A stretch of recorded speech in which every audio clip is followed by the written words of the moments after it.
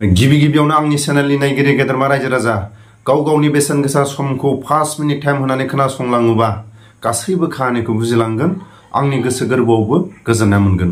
दिनैनि समाव हरखाबै जोबथेसालिनिफ्राय जाय फंबायमोना कर्टआव थांनानै आंनि मबाइल नाम्बाराव फन हरनानै माखासे खोथाखौ आं रेकर्ड खालामनानै लाखिदोंमोन आरो माखासे साउन्डआ स्पष्ट मोजां खोनानाय नङा।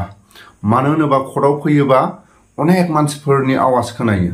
बिनि थाखायनो सोर जोबथेसालियाव आरो एक्सन डिबिनि दैदेनगिरिफ्रा सोर बायराव थानाय एक्सन डिबिनि दैदेनगिरिफ्रा जेल जानो गोनां जागोन। उननि समाव बा गाबोननि समाव आं हगारगोन सोर दैदेनगिरिफ्रा आरो जोबथेसालियाव फैनो गोनां जाबावगोन। बिनि थाखायनो फंनैसो सरासनस्रा माखासे खोथाखौ खोनासंलांदो आरो गाबोनफोरा खोनासंलांनो मोनगोन। माखासे दैदेनगिरिफ्राबो फैबाय थानाय समाव जोबथेसालिनि आलासि जानो हागौ। फरायग्रा सारमोन, सोरबा बिदाय सारमोन, सोरबा बाथा सारमोन, सोरबा फेरेंगा सारमोन, बिसोरथ' आरे जोंखौ सानदों नामा जेलाव थानायखाय जोंल' जागोन होननानै। जोंल' जाया बियो, बिसोराबो चार्जसिट दाखिल जाखानायखा। आं नै कर्टआव दंफैयो। साबेसे फैदों? जोङो 9 जन दंलै। माबा मा नाममोनलाय सानसुमा खुंगुरजों। बेबो माथो बेनाबो माइना दरखारसो माथो आलदा राजनिति पार्टि दानायसो माथो बेनाबो। बेबायदिबालाय बोरै जानांगौलै? माथो बर' जाथिनि भटखौ बोखाबावनायसो बेना। बुंहरबाय आंनाव बियो हाग्रामाबो खामानि गैलालै, प्रमदरबो खामानि गैला, प्रमदआथ' गोदाव सोराव खालामजोब्बाय होनना बुंहरबाय बियो। राजनि आं गोदान दानसैसो नामा आफाद होनना बुंहरदोंमोन बियो आंखौ। आंथ' मा बुंनो, रायजो राजानाव मटर लानानै खालामबानो जाबाय, बबेखौ मोजां जागोन होनना बुंहरबाय आङो। बेबायदिबालाय बोरै जानांगौ जाखो? माने जेलनि जानानै नोंसोर रायलायहरदोंमोन आरो सानसुमा खुंगुरजों? आं रायलायहरदोंमोन दा। ओमफ्राय मा बुंखो बे? बेनो थारमाने राजनितिक हान्जा दानायनि खोथासो बुंदों बेयो। माने गोदान राजनितिक दायोबा माने एक्सन डिबि गाव मावगोन खोमा, देरहाबायोबा बेफोरबायदि खोमा। दा नोंसोर मा सानदों ओरैनो? जोंनिबालाय बेथ' मोजां बुस्थु नङा। बर'नि भटखौ बोखावनायसो बेयो। थिग जानाय नङा आरो बेयो।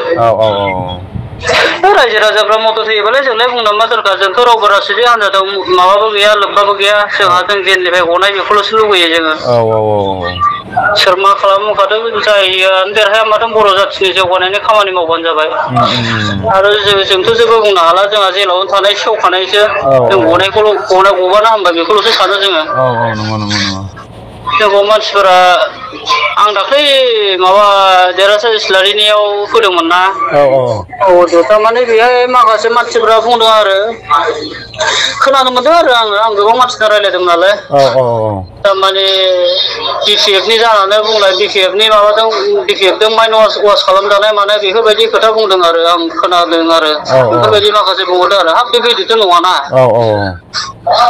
जों रावबो राजनितिक हान्जाजों जों लोब्बायानो गैया, जों रावबो राजनितिक हान्जाजों जों रावबो लोगो लाफैया, जोंखौ लोगोखौनो लाफैयाखै दिनैसिम रावबो।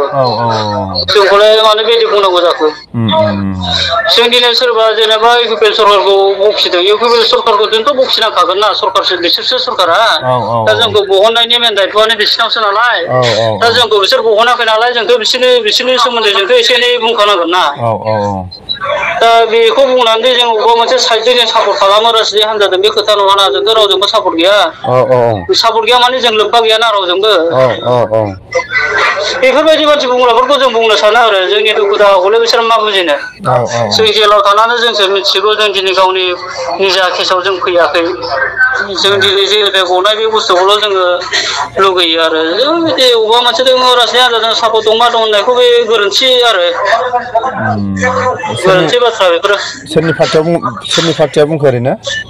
ओरैनो जेनेबा एबसुआव थाग्राफ्रा बुंबाय इउपिपिएलनिया बुंबाय बेबायदि आरो बे सैथो बाथ्रा नङा बेयो जायगाया बे जों रावजोंबो माबा गैया जों रावबो राजनितिक हान्जाजों जों रावबो सोमोन्दो गैया जों रावबो रायलायखायाखै रावबो राजनितिक हान्जाया जों बेबायदि बुंना आरो दुखुनांथाव बाथ्रा आरो दा माबाया फंबाया मा खर'आव फैदों नामा आं नै खर'आव दंफैयो साबेसे फैदों जोङो 9 जन दंलै